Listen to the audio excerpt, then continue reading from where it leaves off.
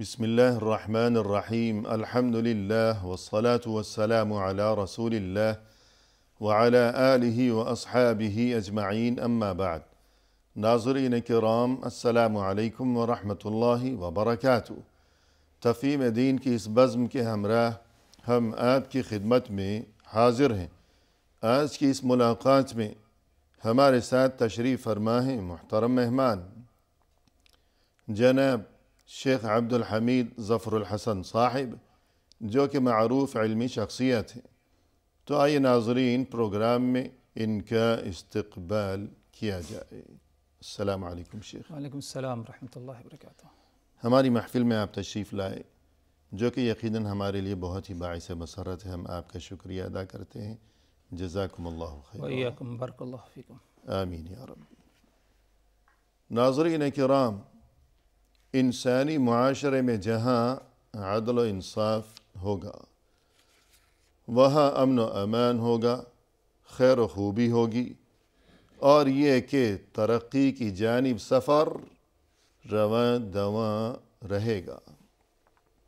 लेकिन जहाँ नाइंसाफ़ी होगी तो फिर वहाँ पस्ती होगी, और ये कि बेचैनी, बदअमनी, हर किस्म की ख़राबी और ज़वाल व इन्हितात का शिकार होकर रह जाएगा वो मुआशरा। नाइंसाफ़ी की एक शक्ल कि जिसका नाम है रिश्वत। रिश्वत की जितनी भी बुराई की जाए, जितनी भी मज़म्मत बयान की जाए, खुलासा ये है कि इंसाफ का खून, इंसाफ को कत्ल कर डालना, इस चीज़ का नाम है रिश्वत। लिहाजा रिश्वत की मज़म्मत आज की इस मुलाक़ात में यही हमारा मौज़ूअ गुफ्तगू है। तो आइए इस सिलसिले में अपने मुहतरम मेहमान की ज़बानी रहनुमाई हासिल की जाए। मुहतरम इरशाद फरमाइएगा, दीनी तालीमात की रोशनी में रिश्वत की क़बाहत व शनाअत और इसकी ख़तरनाकियाँ और इसकी तबाह कारियाँ। जी, बिस्मिल्लाहिर्रहमानिर्रहीम, अल्हम्दुलिल्लाहि रब्बिल आलमीन, वस्सलातु वस्सलामु अला रसूलिहिल करीम, अम्मा बाद। अल्लाह तबारक व तआला पर हम्द व सना और उसके नबी करीम सल्लल्लाहु अलैहि वसल्लम पर दुरूद व सलाम के बाद, रिश्वत एक बहुत ही ख़तरनाक मामला है जी। क्योंकि रिश्वत अगर देखा जाए तो इंसान जो है अपने नाहक और अपने बातिल गरज को पूरा करने के लिए किसी साहिब इख्तियार को कुछ दे देता है। जी। अब ज़ाहिर सी बात है कि अपने नाहक और जो है बातिल गरज को पूरा करने के लिए अगर किसी को कुछ रकम या कुछ पैसा दे रहा है साहिब इख्तियार को, सही, तो ये एक वाज़ेह तौर पर क्या है गलत और जो है बुरा अमल होगा, जिसमें हुकूक को दबाया जाएगा और दूसरों पर क्या है जुल्म ज़्यादती भी हो सकती है जी, और इसी तरह दूसरों की हक़ तलफ़ी भी इसमें हो जाएगी। सही है। और जिसको नवाजा जाएगा वो नाहक नवाजा जाएगा, नाहक नवाजा जाएगा कि वो उस ओहदे के या उस चीज़ के या उस इनाम के काबिल नहीं। जबकि रसूलुल्लाह सल्लल्लाहु अलैहि वसल्लम का इरशाद ये है कि इज़ा उस्निदल अम्रु इला गैरि अहलिही फंतज़िरि स्साअ। जब कोई ज़िम्मेदारी या कोई मनसब, कोई ओहदा किसी ऐसे इंसान के हवाले किया जाने लगे जो उसके काबिल नहीं है, इस लायक नहीं है, अब तुम बैठकर क़यामत का इंतज़ार शुरू कर दो जी, कि बस क़यामत अब आने ही वाली है जी। तो सही बात, यानी जो है दूसरे के मामलात जो हक़दार हैं उनकी हक़ तलफ़ी होती है और जो गैर हक़दार है उसे क्या है वो चीज़ या वो मनसब या वो मिल जाता है। तो एक किस्म के यानी जो है मुआशरे में, समाज में खलफशार और जिसे कहते हैं कि बेचैनी, इज़्तिराबी कैफियत क्या है पैदा हो जाती है। तो इसीलिए शरीयत में रिश्वत के बारे में अगर गौर किया जाए तो सिर्फ रिश्वत देने वाले की मज़म्मत नहीं, जो देने वाला है, लेने वाला है और जो दरमियान में दलाली और ज़रिया बनता है, सब क्या है गुनाह में क्या है शामिल हैं। अवलन तो सबसे पहली बात तो ये याद रखिए कि रिश्वत के ज़रिए जो आमदनी है, माल है जो हासिल करता है, ये तो हराम है और हराम तरीके से जो है माल हासिल करना होगा। और शरीयत में क्या है, हराम तरीके से माल हासिल करने से हमें रोका गया है اور اپنی روزی روٹی رزق کو کیا ہے حلال پر اکتفا کرنے کا ہمیں کیا ہے حکم دیا گیا ہے. جی اللہ تبارک و تعالیٰ کا فرمان قرآن مجید میں وَلَا تَأْكُلُوا أَمْوَالَكُمْ بَيْنَكُمْ بِالْبَاطِلِ وَتُدْلُوا بِهَا إِلَى الْحُكَّامِ لِتَأْكُلُوا فَرِيقًا مِّنْ أَمْوَالِ النَّاسِ بِالْإِثْمِ وَأَنْتُمْ تَعْلَمُونَ. جی تم آپس میں ایک دوسرے کے مال کو ناحق طریقے سے باطل طریقے سے نہ حاصل کرو، نہ کھاؤ. صحیح. اور وَتُدْلُوا بِهَا إِلَى الْحُكَّامِ لِتَأْكُلُوا فَرِيقًا مِّنْ أَمْوَالِ النَّاسِ. دوسرے کے مال کے معاملے کو تم لے کر کے حکام تک جو ہے پہنچ جاتے ہو کہ جو ذمہ دار ہیں، جو ذمہ دار ہیں، جی تاکہ ان کے ذریعے تم دوسرے کے مال کو ناحق طریقے سے کیا ہے ہتھیا سکو، غصب کر سکو. جی حالانکہ تم علم رکھتے ہو، جانتے ہو کہ یہ ایسا کرنا غلط ہے اور یہ مال تمہارا نہیں بلکہ دوسرے کا مال ہے. جی. تو واضح طور پر کیا ہے ادھر جو ہے منع کیا گیا کہ دوسرے کے یعنی کوئی صاحب اقتدار ہے، کوئی ذمہ دار ہے، کوئی آفیسر ہے تو اسے تھوڑی سی رشوت دے دی اور اس کے عوض دوسرے کا ناحق بہت سارا مال جو ہے اس پر قبضہ کر لیا. یعنی فیصلہ اس سے اپنے حق میں کروا لیا. تھوڑا سا مال اس کو دے کر بہت بڑا مال ناجائز ناحق کسی دوسرے کا جو ہے وہ ہڑپ کر گئے. جی.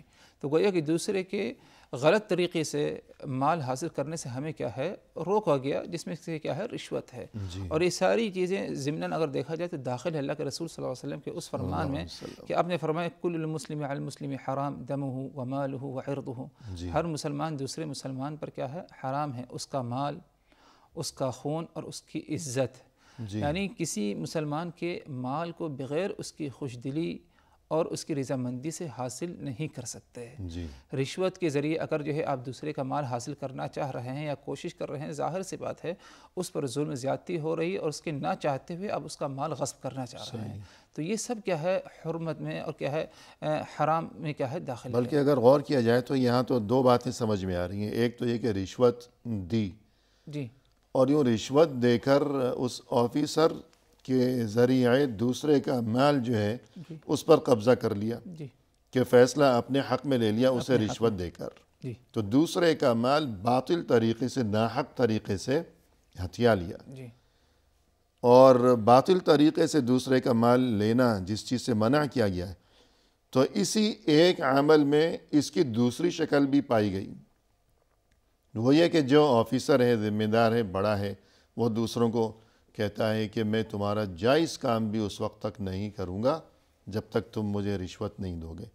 یعنی اس آدمی نے تو ناجائز کام کروانے کے لیے خود اس کو رشوت دی ہے کہ دوسرے کا مال ہتھیا لے. لیکن بعض اوقات جائز کام بھی انسان کے جو ہیں وہ رکے رہتے ہیں سالوں، کہ جس کے پاس وہ معاملہ ہے، وہ فائل ہے، وہ جائز کام بھی نہیں کرتا کہ جب تک رشوت نہیں دو گے، فائل میں کچھ نوٹ رکھ کے نہیں دو گے تو تمہاری فائل یہیں پڑی جو ہے یہ بس سڑتی رہے گی. تو یہ بھی جو ہے اکل اموال الناس بالباطل کے رشوت کا لین دین یہ بھی اس میں آ گیا کہ زبردستی دوسرے کے مال پر قبضہ کرنا. اور قرآن کریم میں جہاں اس چیز کی مذمت بیان کی گئی ہے تو ایک چیز ہمیں بطور خاص نظر آتی ہے کہ جو گزشتہ اقوام تھی بالخصوص یہود کی ایک مذمت قرآن کریم میں اس حوالے سے بھی بیان کی گئی. اللہ تبارک و تعالیٰ کا فرمان ان کے بارے میں سماعون للکذب اکالون للسحت. جھوٹ کو سنتے ہیں اور اس پر اسی طرح اکالون للسحت. سحت کیا ہے؟ کھاتے ہیں. سحت کی وضاحت کی گئی یعنی جو ہے باطل طریقے سے جس میں سے رشوت داخل ہے کہ اس کو کیا ہے یہ کھاتے ہیں اور رشوت لوگوں سے کیا ہے وصول کرتے ہیں. اور ایک اور مقام پر اللہ نے فرمایا وَتَرَى كَثِيرًا مِّنْهُمْ يُسَارِعُونَ فِي الْإِثْمِ وَالْعُدْوَانِ وَأَكْلِهِمُ السُّحْتِ لَبِئْسَ مَا كَانُوا يَعْمَلُونَ. اور تم ان کو دیکھو گے کہ بہت ہی زیادہ پیش قدم رہتے ہیں، آگے بڑھتے ہیں، جلدی کرتے ہیں برائی، عدوان زیادتی کرنے میں، وَأَكْلِهِمُ السُّحْتِ اور سحت یعنی رشوت وصولنے میں اور رشوت کیا ہے کھانے میں. لَبِئْسَ مَا كَانُوا يَعْمَلُونَ. یہ جو کچھ کرتے ہیں بہت ہی کیا ہے برا عمل کر رہے ہیں. یعنی رشوت کا رواج ان کے ہاں بہت زیادہ پایا گیا. یہاں تک کہ جو ان کے ہاں اللہ کی کتاب تھی، اللہ کا کلام تھا، تو رشوت لے کر اس میں بھی تبدیلی کر دیا کرتے تھے. تحریف کیا کرتے لا حول ولا قوت الا باللہ. یعنی یشترون بآیات اللہ ثمنا قلیلا. یہی رشوت کی جو ہے مذمت اگر دیکھا جائے خرابی یہی کہ اگر رشوت کا انتشار ہو جائے کسی معاشرے میں پایا جائے تو دین بھی جو ہے محفوظ نہیں رہتا اس سے. صحیح ہے. اللہ تبارک و تعالیٰ کے دین میں بھی کیا ہے انسان کیا ہے رشوت کے بنا پر کیا ہے دخل دیتا ہے اور اسے بھی کیا ہے غلط فیصلے سنائے گا, غلط دینی احکام شرعی احکام غلط بتائے گا رشوت لے کر.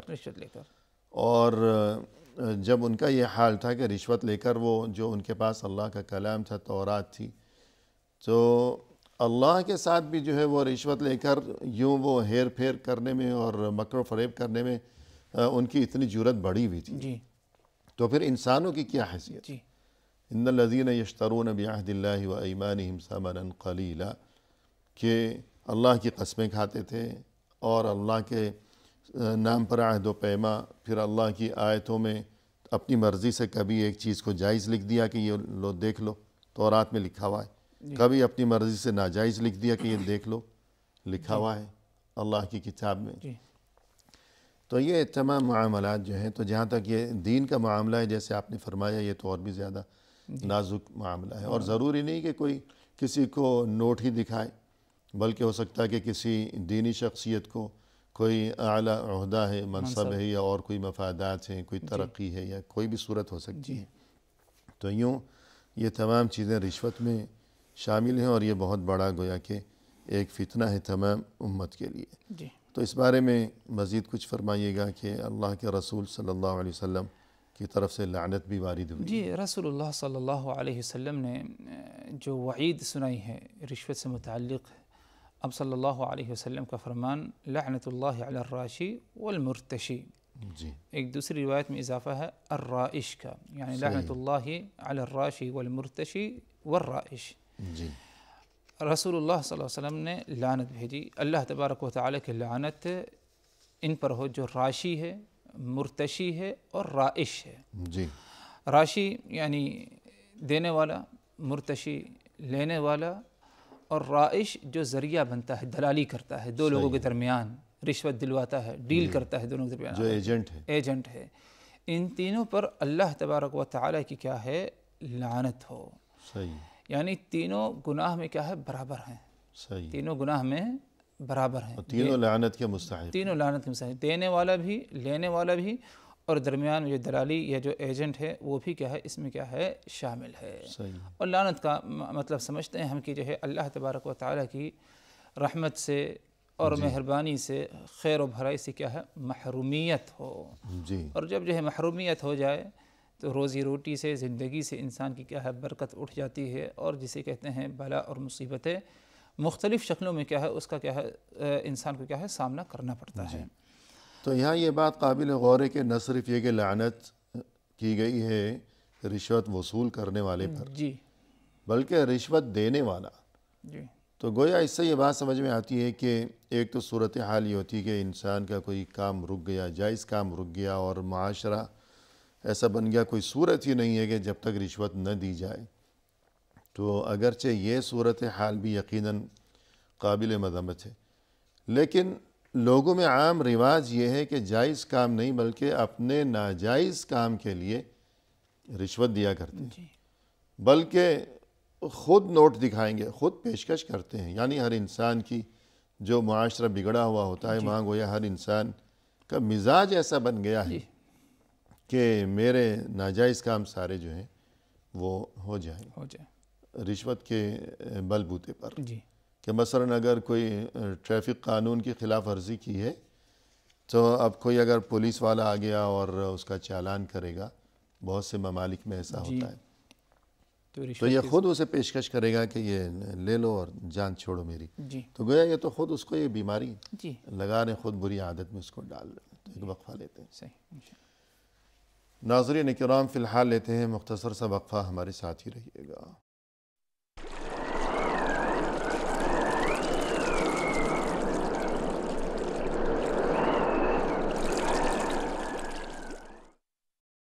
محترم ناظرین, وقفے کے بعد ہم حاضر خدمت ہیں. آئیے سلسلہ گفتگو کو آگے بڑھایا جائے اپنے مہمان کی زبانی. شیخ, وقفے سے قبل گفتگو چل رہی تھی کہ رشوت کا لینا دینا اور اس چیز کی دلالی کرنا, جو ایجنٹ ہے اس پر بھی لعنت, جو لیتا ہے رشوت اس پر بھی لعنت, جو رشوت پیش کرتا ہے اس پر بھی لعنت وارد ہوئی ہے. رسول اللہ صلی اللہ علیہ وسلم کی طرف سے اللہ کی لعنت وارد ہوئی ہے۔ جی تو اگر غور کیا جائے اپنے آس پاس اور اپنے ارد گرد کا جو ماحول ہے تو بعض اوقات ایسی صورت نظر آتی ہے کہ کوئی شخص کسی بڑے آفیسر کو، بڑے ذمہ دار کو ہدیہ پیش کرتا ہے، جی تو یہ کیا معاملہ ہے؟ جی کسی آفیسر، کسی ذمہ دار یا ایک عام انسان جی جو کہ کہیں پر ذمہ داری سنبھالا ہوا ہے، جی چھوٹی سی نوکری کیوں نہ ہو، ایک جگہ آپ کو جو ہے ایک ذمہ داری دی گئی ہے اور اس کے بدلے آپ کو ماہانہ یا جو بھی حساب ہو آپ کو ایک معاوضہ، ایک تنخواہ اور ایک اجرت دی جا رہی ہے، جی تو اس جگہ پر بیٹھے ہوئے اور اس ذمہ داری کو نبھانے کے وقت جو ہے اگر کسی کی طرف سے کچھ آتا ہے آپ کو جی تو وہ قطعی کیا ہے قبول نہ کیا جائے، صحیح، اگرچہ وہ کسی اور نام سے ہو، یعنی کوئی رشوت بول کر کے نہیں دیتا، گفٹ بول کر کے دیتا ہے مثال کے طور پر، یا کوئی اور اصطلاح استعمال کر لے، ہدیہ استعمال کر لے، جی تو اگرچہ اس کا نام بدل دیا جائے لیکن حقیقت تو وہی ہے۔ یا بہت سے لوگ کہتے ہیں کہ یہ تو بچوں کے لیے مٹھائی ہے۔ جی تو قطعی کسی قسم کی جو ہے اس چیز کو قبول نہ کیا جائے، جی کیونکہ اللہ کے رسول صلی اللہ علیہ وسلم کے زمانے میں آپ صلی اللہ علیہ وسلم نے ایک شخص کو ذمہ داری دی کہ فلاں جگہ جا کر کیا ہے ادھر کے لوگوں سے صدقات وصول کر کے کیا ہے لے آؤ، جی تو وہ شخص گیا اور جب لوٹ کر کے آیا اور آنے کے بعد کہنے لگا ھذا لکم وھذا اہدی لی، جی یہ سب جو ہے صدقہ ہے تم لوگوں کے لیے جو میں نے ادھر سے وصول کیا ہے، تم لوگوں کے لیے یعنی بیت المال کے لیے، جی اور یہ جو کچھ مال ہے یہ میرا حصہ ہے کیونکہ یہ مجھے گفٹ دیا گیا، اہدی لی، مجھے ہدیہ دیا گیا ہے۔ آپ صلی اللہ علیہ وسلم کو خبر ملی، آپ صلی اللہ علیہ وسلم جو ہے ممبر پر چڑھے اور اللہ تبارک و تعالی کہ حمد و ثنا بیان کرنے کے بعد آپ نے کہا ما بال عامل ابعثه فیقول، کیا بات ہے کہ میں عامل کو یعنی ایک کبھی کسی شخص کو بھیجتا ہوں کچھ ذمہ داری دے کر کے، زکوٰۃ کی وصولی کے لیے کارندہ، جی، اور جب لوٹ کر کے آتا ہے تو وہ کہتا ہے کہ یہ تمہارے لیے بیت المال کے لیے اور یہ میرے لیے ہے۔ آخر کار وہ اپنے ماں باپ اپنے گھر میں کیوں نہیں بیٹھا رہ گیا، جانے کے بجائے بیٹھا رہتا تو دیکھتا کہ اسے ہدیہ ملتا ہے یا نہیں ملتا۔ جی یعنی اگر اس کی یہ ذمہ داری نہ ہوتی، یہ پوسٹ، یہ منصب اس کے پاس نہ ہوتا، وہ اپنے گھر میں بیٹھا ہوتا، تب ہم دیکھتے کہ کون آ کر اسے کوئی ہدیہ پیش کرتا ہے۔ جی، اور آپ نے کہا والذی نفس محمد بیدہ، اس ذات کی قسم جس کے ہاتھوں میں محمد صلی اللہ علیہ وسلم کی جو ہے جان ہے، کہ تم میں سے کوئی بھی شخص اس قسم کے مال کو حاصل کر لے اور قیامت والے دن جب وہ حاضر کیا جائے گا تو اس کی گردن میں اونٹ یا گائے یا بکری کیا ہے لٹکا دی جائے گی، اور اس حالت میں اسے کیا ہے پیش کیا جائے گا، کیونکہ جو ہے صدقات وغیرہ جو وصول کرنا تھا اس میں سے بہت بڑا حصہ مویشیوں میں سے ہوا کرتا تھا، جی چوپائے وغیرہ، جی، تو آپ نے جو ہے اس لیے جو ہے یہ مثال دی، اور آپ نے کہا اس کے بعد کہ اللہم ہل بلغت، اے اللہ میں نے کیا ہے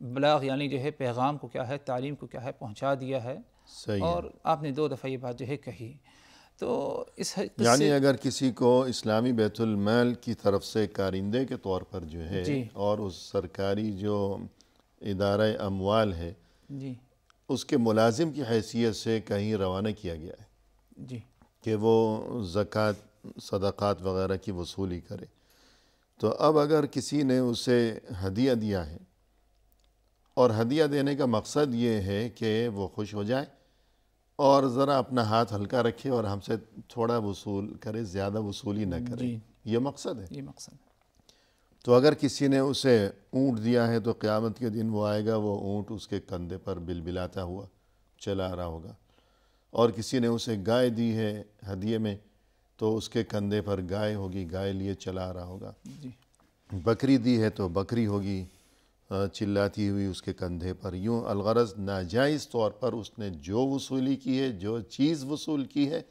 تو قیامت کے دن سبھی کے سامنے میدان حشر میں اپنے کندھے پر وہی چیز وہ لیے چلائے گا، تو کتنی بڑی رسوائی ہوگی۔ جی، تو یوں اس سے یہ بات سمجھ میں آئی کہ اس شخص نے جو یوں کہا کہ یہ مال بیت المال کے لیے ہے، یہ مال میرا اپنا ذاتی ہے کہ مجھے پیش کیا گیا ہے بطور ہدیہ، تو رسول اللہ صلی اللہ علیہ وسلم نے اس چیز کا انکار کیا، اسے قبول نہیں کیا، رد کیا کہ یہ بات چلنے والی نہیں، اور سخت ناگواری اور ناراضگی کا اظہار بھی فرمایا آپ صلی اللہ علیہ وسلم نے۔ تو یوں رشوت ہی ہے، اس کا نام ہدیہ رکھ دیں، گفٹ رکھ دیں، جو کچھ بھی رکھ دیں، وہ بہرحال بری ہے، اور بری چیز ہمیشہ بری ہی رہے گی۔ یعنی ایک اہم سبق ادھر ملا، خاص طور پر جو لوگ کہیں پر کسی کے ماتحت کام کرتے ہیں، کسی ذمہ داری، ڈاکٹر ہے کسی ہاسپٹل میں، یا کوئی ایک عام ورکر عامل ہو کسی جگہ پر، جو ہے بس اوقات جو ہے باہر سے لوگ آتے ہیں کہ آپ نے جو ہے اگر ہمارا سامان جو ہے بھجوا دیا اپنے ذریعے، اپنے آفس کے ذریعے، اپنے دواخانے کے ذریعے، تو اس میں سے اتنا پرسنٹ آپ کو، یا آپ کو جو ہے اتنا جو ہے ہدیہ تحفہ دے دیا جائے گا۔ یہ سب کیا خیانت تو ہے ہی، اور جسے کہتے ہیں رشوت ہی میں داخل ہے۔ اور آپ صلی اللہ علیہ وسلم نے ایک بہترین قاعدہ ضابطہ ہمیں بتایا ہے، ہدایا العمال غلولی ہدایا العمال حرام، کہ عمال کو جو ہدیے تحفے ملتے ہیں، گفٹ ملتے ہیں، یہ حرام ہے، اور یہ کیا ہے؟ خیانت ہے۔ تو آپ کو ایک ذمہ داری دی گئی ہے، اس کے بدلے میں آپ کو کیا ہے؟ ایک معاوضہ اجرت دی جا رہا ہے، اسی پر اکتفا کیا جائے۔ باہر سے کیا ہے کسی اور سے کوئی کیا ہے اس جگہ پر رہتے ہوئے اس کام کو پورا کرنے کے لیے کیا ہے کسی سے کوئی گفٹ اور ہدیہ کیا ہے قبول نہ کیا جائے، اللہ کہ اگر صاحب عمل نے اگر اجازت دے دی تو یہ بات الگ ہے، ورنہ نہ کی جائے، اس سے اجتناب کیا جائے۔ جی، اور جیسا کہ آپ نے اس سے قبل ابتدا میں یہ گفتگو فرمائی تھی کہ جو رشوت ہے، قرآن کریم میں السحت کا لفظ جو استعمال ہوا ہے، تو بقول مفسرین السحت سے مراد رشوت ہی ہے، تو جبکہ سحت کے اصلی معنی ہے حرام چیز، تو گویا رشوت میں حرام خوری کا جو وبال ہے تو وہ چیز بھی شامل ہے، جبکہ رزق حلال پر اکتفا کرنا اور حرام سے بچنا، اس چیز کی دین اسلام میں بڑی تاکید کی گئی ہے۔ تو حرام خوری کی جو مذمت ہے، تو اس بارے میں کچھ آپ فرمائیں گے؟ یہاں تک کہ اس کی دعا ہی قبول نہیں ہوتی جو حرام کھاتا ہے۔ جو شخص جو ہے حرام کھاتا ہے، ظاہر سی بات ہے دعا کی قبولیت سے محروم رہ جاتا ہے۔ جیسے کہ آپ صلی اللہ علیہ وسلم نے ایک موقع پر فرمایا اطب مطعمک تکن مستجاب الدعوہ، تم اپنا کھانا پینا حلال اور پاکیزہ بناؤ، پاکیزہ رکھو، تکن مستجاب الدعوہ، تو تمہاری جو دعائیں ہوں گی وہ قبول کی جائیں گی، مستجاب الدعوات تم بن جاؤ گے۔ یعنی ایک صحابی نے عرض کیا کہ اللہ کے رسول آپ میرے لیے دعا فرمائیے کہ میں مستجاب الدعوات بن جاؤں، کہ میری ہر دعا اللہ کے ہاں قبول ہوا کرے۔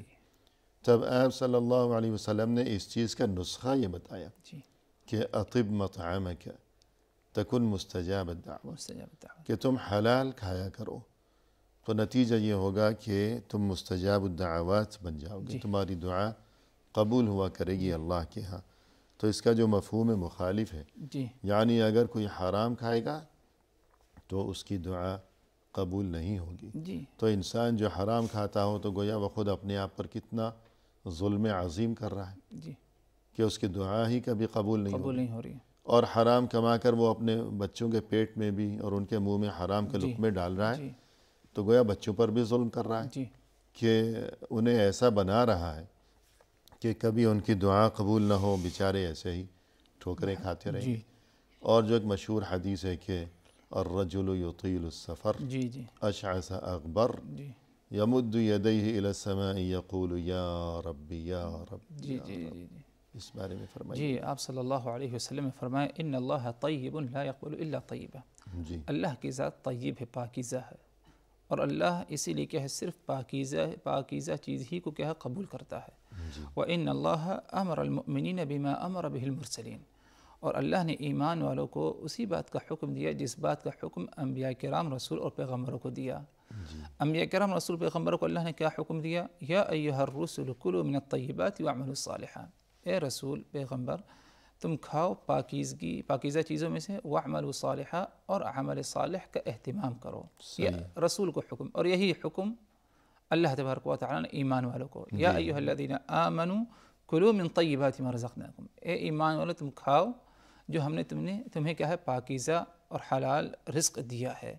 اب اس کے بعد آپ صلی اللہ علیہ وسلم واشکروا اللہ، اور اللہ کا شکر ادا کرو۔ تو گویا پہلی آیت میں یہ فرمایا کہ کلوا من الطیبات واعملوا الصالحات، اور یہاں یہ کہ کلوا من طیبات ما رزقناکم واشکروا للہ، کہ پاکیزہ کھاؤ اور اچھے کام کرو۔ اور دوسری میں یہ کہ پاکیزہ رزق کھاؤ اور اللہ کا شکر ادا کرو۔ تو مقصد یہ کہ جس کا رزق حلال ہوگا، پاکیزہ ہوگا، تو وہ اچھے کام کرے گا، اسے اچھے کاموں کی توفیق ہوگی۔ اور اللہ کا شکر ادا کرنے کی توفیق ہوگی، جی ورنہ اگر رزق حرام ہوگا تو نہ اچھے کاموں کی توفیق ہوگی، نہ اللہ کا شکر ادا کرنے کی توفیق ہوگی، تو پھر نتیجہ یہی ہوگا کہ دونوں جہانوں میں بربادی و بدبختی۔ جی تو مزید آگے بڑھائیے۔ اب اس کے بعد آپ نے فرمایا الرجل یطیل السفر، ایک آدمی لمبا سفر کرتا ہے دور دراز کا، اشعث اغبر، اس کے بال بکھرے ہوئے اور بدن چہرہ سر جو ہے غبار آلود جو ہے، یعنی سفر کے پورے اثرات تھکن اس پر ہیں۔ یمد یعنی تمام حلیہ اس کا یوں محسوس ہو رہا ہے کہ اس کی حالت تو ایسی ہے کہ ابھی ایک لفظ نکالے گا اپنی زبان سے دعا کا اور فوراً دعا اللہ قبول کر لے گا، کہ اتنا گویا کہ مجبور ہے، لاچار ہے، ستایا ہوا کہ غبار آلود مٹی پڑی ہوئی ہے اس کے جسم پر، کپڑوں پر، اور بال ہیں کہ بس بکھرے ہوئے، تو اور طویل سفر کر کے چلا آ رہا ہے، اور یہ کہ وہ دعا کر رہا ہے ہاتھ اٹھا کر، کیا کہتا ہے؟ فرمایا آپ نے یمد یدیہ الی السماء، آسمان کی طرف اپنے ہاتھوں کو اٹھایا ہوا ہے اور کہتا ہے یا رب یا رب، یا اے میرے پروردگار، اے میرے پروردگار، اے میرے پروردگار، لیکن ومطعمہ حرام، اس کا کھانا حرام کا، ومشربہ حرام، اس کا پینا حرام کا، وغذی بالحرام، اور اس کا بدن جو بنا ہے وہ حرام ہی سے بنا ہے، جی حرام پر ہی اس کی پرورش ہوئی ہے، فأنى يستجاب له، تو کیسے امید کی جا سکتی ہے کہ اس کی دعا کو اللہ تبارک و تعالی قبول کرے؟ جی لا حول ولا قوت، یعنی دعا کی قبولیت کے کئی آثار پائے گئے در بظاہر، آسمان کی طرف ہاتھ اٹھانا، ہاتھ اٹھا کر دعا کرنا، یہ قبولیت، یوں گڑ گڑانا، فریاد کرنا، یا رب کہنا، آہوزاری، اور عاجزی انکساری پائی گئی، اس کے اندر حلیہ اس کا اسی طرح ہے، لیکن اس کے باوجود یہ جواب ہے فأنى يستجاب له، کیسے امید کی جا سکتی ہے کہ اللہ تبارک و تعالی اس کی دعا کو کیا قبول کرے؟ جی بہت سے لوگ سوچتے ہیں کہ ہماری دعا کیوں قبول نہیں ہوتی، محاسبے کی ضرورت ہے۔ جی ہاں، تو اپنا جائزہ لینا چاہیے اور اپنے آپ کو ٹٹولنا چاہیے۔ جی تو اسی طرح ایک بہت اہم ترین حدیث ہے کہ لا تزول قدم عبد یوم القیامہ جی حتی یسأل عن اربع، اس بارے میں فرمائیے گا۔ جی بہت ہی اہم حدیث ہے، جس پر اگر غور کیا جائے تو ہم میں سے ہر ایک کو اس حدیث کو سننے کے بعد، سمجھنے کے بعد اپنا جائزہ، اپنا محاسبہ کرنا چاہیے۔ جی فرمایا آپ صلی اللہ علیہ وسلم لا تزول قدم عبد یوم القیامۃ حتی یسأل عن اربع خصال، جی 4 باتیں ایسی ہیں جب تک کہ اس کے بارے میں سوال نہ ہو جائے انسان سے، قیامت والے دن اس وقت تک اس کا قدم آگے نہیں بڑھ سکتا ہے، جی اپنی جگہ سے ہل نہیں ٹل نہیں سکتا۔ نمبر 1 عن عمرہ فیما افناہ، اس کی عمر کے بارے میں کہ اس نے اپنی عمر کو کہاں پر صرف کیا، جی کیا کام کرتا رہا، اللہ نے چاہے مختصر عمر دی ہو یا لمبی عمر سے نوازا ہو، اس عمر کو تم نے کہاں پر استعمال کیا، کہاں پر کیا کام کیا تم نے اس کے ذریعے۔ جی وعن شبابہ فیما ابلاہ، اور اس کی جوانی کے بارے میں کہ اپنی جوانی کو تم نے کہاں پر صرف کیا۔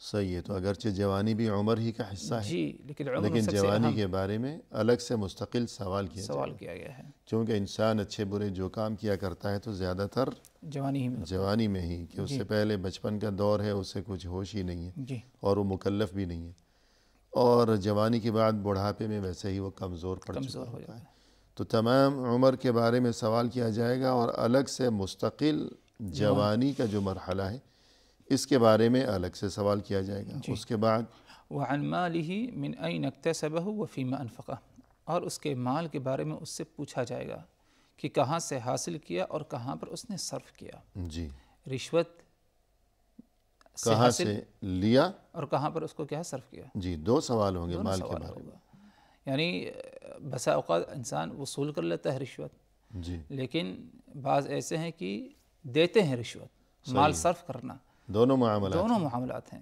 تو پوچھا جائے گا تم نے مال کہاں سے حاصل کیا، اور جو مال اگر تم نے حلال طریقے سے حاصل کر لیا تو اسے تم نے کہاں پر خرچ کیا، اس کے بارے میں بھی سوال ہوگا۔ اور اسی طرح وعن علمہ ماذا عمل فیہ، اور اس کے علم کے بارے میں کہ تم نے اپنے علم کے ساتھ کیا کیا، اور علم سے مراد ادھر جو کچھ انسان کو جس کا علم ہوتا ہے، جس میں سے یہ ہے رشوت، کہ ایک ایمان والا جانتا ہے کہ رشوت شریعت میں مذموم اور حرام عمل ہے، اس علم کے ساتھ تم نے کیا کہ اس پر عمل کیا یا نہیں کیا، اس کے بارے میں بھی کیا ہے سوال ہوگا اس سے۔ جی تو وقفہ لیتے ہیں۔ جی ناظرین کرام فی الحال لیتے ہیں ایک مختصر سا وقفہ، ہمارے ساتھ ہی رہیے گا۔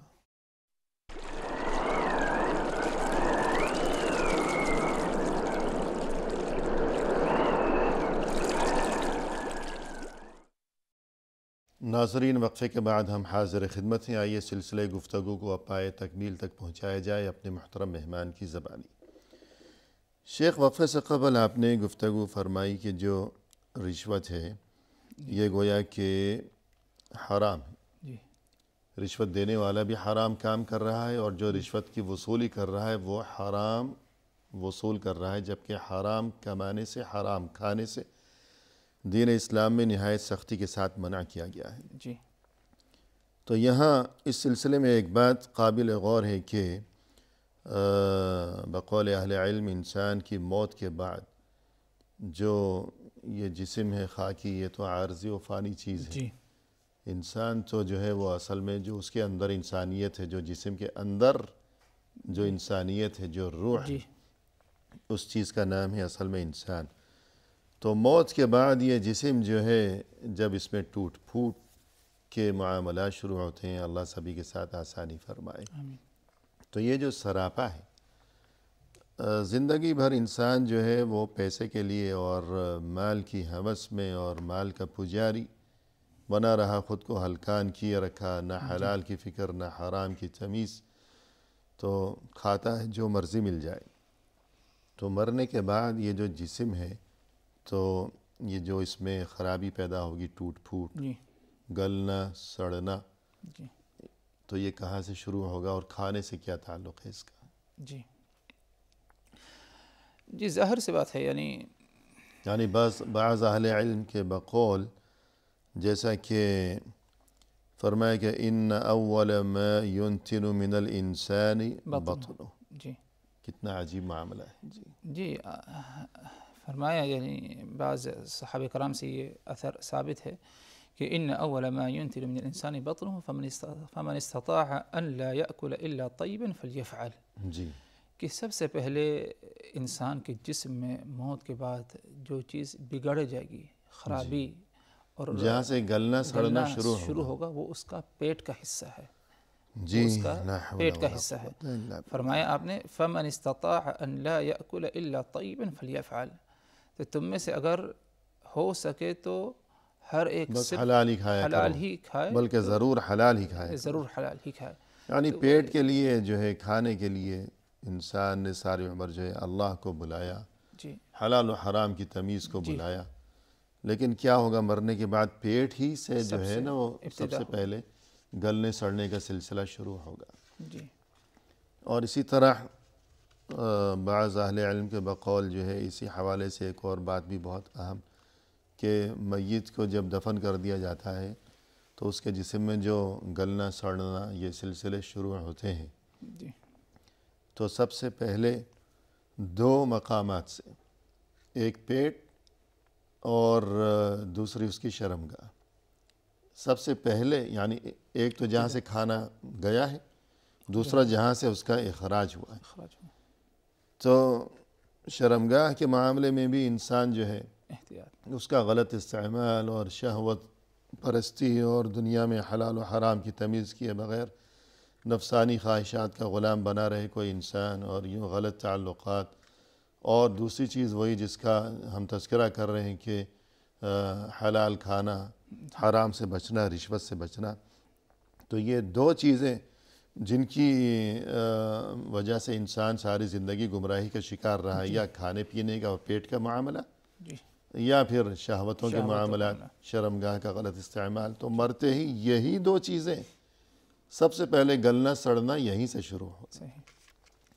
اس کے بعد اگر ہم آپ سے یہ جاننا چاہیں کہ رشوت میں جو بہت سی قباحتیں ہیں، معاشرے میں خرابیاں پھیلتی ہیں رشوت کی وجہ سے، تو ایک چیز ہمیں یہ نظر آتی ہے کہ ہمتیں پست ہو جاتی ہیں، کہ ہر کوئی یہ سوچتا ہے کہ میں محنت کیوں کروں، ایک نوٹ دکھا دوں کام بن جائے گا. اور جسے رشوت دی جا رہی ہے وہ سوچتا ہے کہ میں کیوں محنت کروں، بس لوگوں کو کہہ دوں کہ مجھے نوٹ دے دیا کرو تو بیٹھے بٹھائے میرے بھی خزانے بڑھتے رہیں گے. تو یہ محنت سے جیت چرانا یہ ایک بڑی خرابی ہے. اس سے پھر اور مزید خرابیاں پیدا ہوتی ہیں. اس بارے میں کچھ فرمائیے گا. جی، یعنی اخلاقی انحطاط تو ہے ہی، اور اسی طرح ہمت بھی کیا ہے اس میں پست ہو جاتی ہے۔ صحیح۔ حالانکہ سب سے بہترین رزق اور سب سے بہترین کمائی جو بتائی گئی ہے پاکیزہ شریعت میں، وہی جو انسان اپنی محنت سے حاصل کرے۔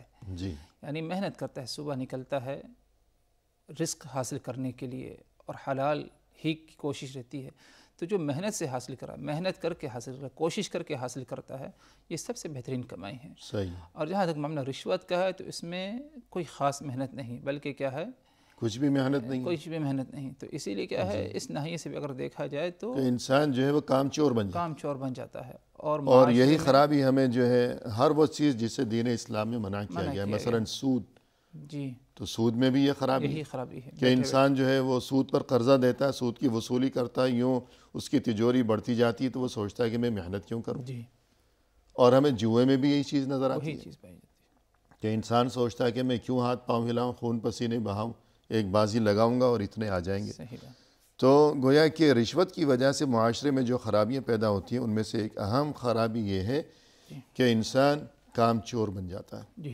جبکہ یہ چیز اچھی نہیں ہے۔ دین اسلام کا حکم یہ ہے کہ انسان محنت کرے، ہمت سے کام لے، مشقت کیا کرے، اور یہ کہ جستجو کا اور جد و جہد کا راستہ اپنائے۔ اور اس کے علاوہ رشوت کی وجہ سے جو خرابیاں پیدا ہوتی ہیں تو ایک بڑی خرابی یہ بھی ہوا کرتی ہے کہ آپس میں دشمنیاں پیدا ہوتی ہیں۔ اس بارے میں فرمائیے جی، گا۔ ظاہر سے باہر دشمنی کیوں نہ پیدا ہو، کیونکہ جو ہے صاحب حق کا حق جو ہے مارا جا رہا ہے، جی، اور جس کا حق نہیں اسے دے دیا جا رہا ہے، صرف اسی لیے کہ اس نے کچھ رقم دی یا کچھ پیسہ دیا، اور جو صاحب حق ہے وہ نہیں دے سکا پیسہ، ظاہر سے بات ہے۔ تو اب جس کا حق مارا گیا تو جب اس کو خبر ہوگی، اس کو علم ہوگا، تو اس کے دل میں کیا ہے بغض، نفرت، تکلیف پہنچے گی، اور یہ معاملہ کے آگے بڑھتے بڑھتے بڑے پیمانے پر کیا ہے یہ معاملہ آ سکتا ہے دشمنی، اور اسے کہتے ہیں خون خرابے تک کیا ہے پہنچ سکتا ہے یہ۔ اور اگر دیکھا جائے تو یہی رشوت کی ایک نحوست یہ بھی ہے کہ جی، ظاہر ہے کہ ایک آدمی نے جو ہے زندگی بھر وہ راتوں کو جاگا، اتنی محنتیں کی، راتوں کو پڑھتا رہا، اور دوسرا آدمی وہ تو راتوں کو جو ہے وہ فضول سیر و تفریح میں یا آرام میں پڑا سوتا رہا۔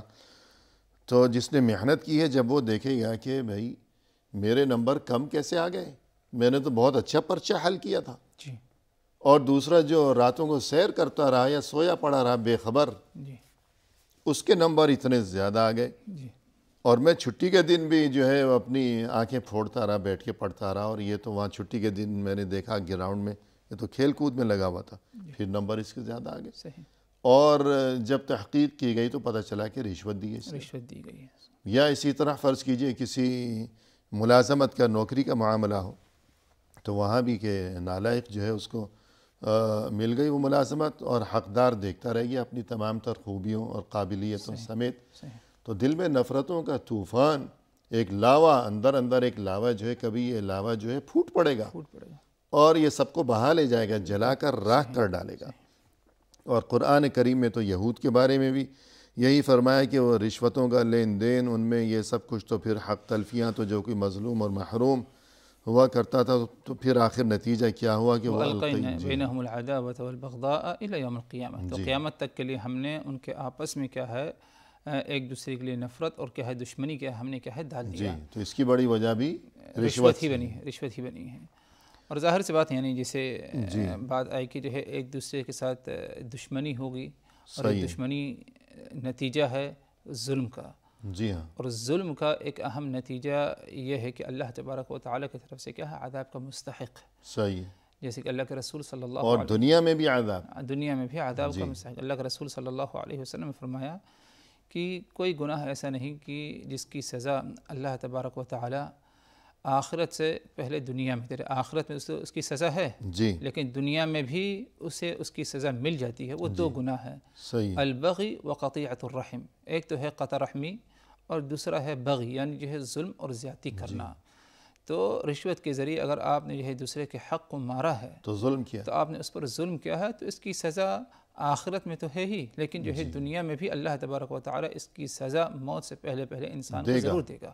جی، تو یہ کوئی اچھی بات تو نہیں، بالکل جو ہے اس خطرناک۔ اور اسی طرح اگر غور کیا جائے کہ رشوت کے نتیجے میں تمام معاشرے میں ہر شعبے میں، ہر میدان میں خرابی نظر آتی ہے، خیانت پائی جاتی ہے. جی ہاں. تو کیسے سب کچھ برباد ہو جائے جی گا؟ اگر تعلیمی میدان کو لیا جائے تو اس میں انحطاط اور گراؤ آ جاتا ہے. صحیح ہے. اور یعنی جو نتائج ہونے چاہیے تھے یعنی تعلیم کے، وہ نتائج اس معیار کو نہیں پہنچتے جس معیار کو جو ہے پہنچنا چاہیے تھا. جی یعنی اگر رشوت ہی کے ذریعے طلبہ کو کامیاب کر دیا جائے، پاس کیا جائے، تو کوئی علم تو حاصل ہوا نہیں، ان کو کوئی قابلیت نہیں ہے، کوئی قابلیت نہیں. تو اب کل کوئی ذمہ داری ان کے سپرد کی جائے گی تو وہ کیا کریں گے؟ تو اس میں کیا ہے، کمزوریاں پائی جائیں گی اس موقع پر جو ہے ذمہ داری کو نبھانے میں. اور اس کا جو سبب بنا وہ رشوت خوری ہی جو ہے سبب بنا. جی ہاں.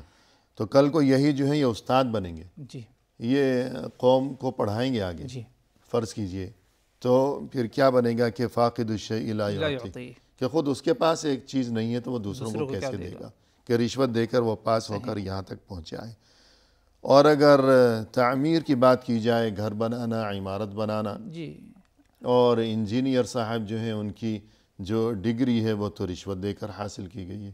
جی تو کیا بنے گا، لوگوں ظاہر کے سروں پہ گر جائے گی بلڈنگ. تعمیر میں جو ہے کمزوریاں پائی جائیں گی، اور جو ہے موسم کی تبدیلیوں پر کیا ہے وہ خیانتیں کیا ہے ظاہر ہوں گی. یعنی جو رشوت کے بنا پر جو ہے خیانت ہوئی ہے. تو یعنی وہی جس طرح تعلیمی معیار کمزور ہوگا، وہی معاملہ کیا ہے تعمیری میدان بھی کیا ہے کمزور ہوگا، اور اس میں بھی کیا ہے خلل پایا جائے گا. تو یہ تو بہت جو ہے لوگوں کی جان لوگوں کی جان سے کھلواڑ ہے. لوگوں کی جان سے کھلواڑ ہے. جس طرح کیا ہے اگر میدان طب میں جو ہے علاج معالجے کے جو ہے میدان میں اگر کچھ ہو جائے اس قسم کا معاملہ، تو گویا کہ لوگوں کی جان اور لوگوں کے مجبوریوں سے فائدہ اٹھانا ہو جائے گا. اسی طرح جی ہاں، کہ انسان بیچارہ مریض جو ہے بیمار، وہ کراہتا ہوا تڑپتا ہوا، نہ جانے اس کو کہاں سے لوگ اٹھا کر لائے ہیں، کتنی مشکلوں سے لائے ہیں، کسی گاؤں سے، دور دراز کے علاقے سے. اب سارا دن لائنوں میں لگنے کے بعد ڈاکٹر کے پاس اس کی باری آئی ہے، اور کتنی فیسیں اس نے ادا کی ہیں، کتنا پیسہ خرچ کیا ہے. اور جو ڈاکٹر صاحب وہاں بیٹھے ہوئے ہیں وہ تو رشوت دے کر پاس ہوئے ہیں. صحیح. وہ کیا علاج کریں گے؟ وہ تو ایسا انجیکشن لگائے گا ڈاکٹر کے جس سے صحت اور تندرستی کی بجائے وہ تو موت کا انجیکشن جو ہے وہ بن جائے گا. تو یوں جو ہے طب کا معاملہ ہو یا تعمیر کا معاملہ ہو، کہ انسان جس گھر میں رہے گا کسی دن وہ گھر جو ہے اس کے اوپر نہ آ پڑے، کہ اگر نقلی ڈگری ہے اس انجینئر کی جس نے وہ تعمیر کیا ہے، اور بچوں کو اسکول بھیجتے ہیں کہ کچھ سیکھ لیں، کچھ پڑھ لیں اور کام کے آدمی بن جائیں، ان کا مستقبل سنور جائے. لیکن اگر ایسا ہو کہ وہاں جو استاد ہے پڑھانے والا وہ خود رشوت دے کر پاس ہوا ہے، تو یہ تمام معاملات. اسی طرح اگر انسان جو ہے انصاف کی تلاش میں اگر کہیں عدالت میں پہنچے اور وہاں پتہ چلے کہ بھی میرا انصاف سارا، میرا حق تو دھرے کا دھرا رہ جائے گا، جب دوسرا شخص جو ہے وہاں قاضی کو نوٹ دکھائے گا، رشوت پیش کرے گا، تو یہ تمام معاملات الغرض رشوت کی وجہ سے تمام معاشرے کے ہر پہلو میں بربادی ہوگی، اور یہ کہ وہاں بڑے خطرناک نتائج برآمد ہوں گے. پروگرام کے اختتام پر ہم تہہ دل سے آپ کا شکریہ ادا کرتے ہیں کہ آپ تشریف لائے اور آپ نے مؤثر اور دل نشیں انداز میں ہماری اور ہمارے ناظرین کی رہنمائی فرمائی. ہم دعا گو ہیں کہ اللہ تعالیٰ آپ کے علم میں، آپ کے عمل میں، آپ کی عمر میں مزید خیر و برکت عطا فرمائیں. جزاکم اللہ خیرا. وإیاکم. آمین یا رب.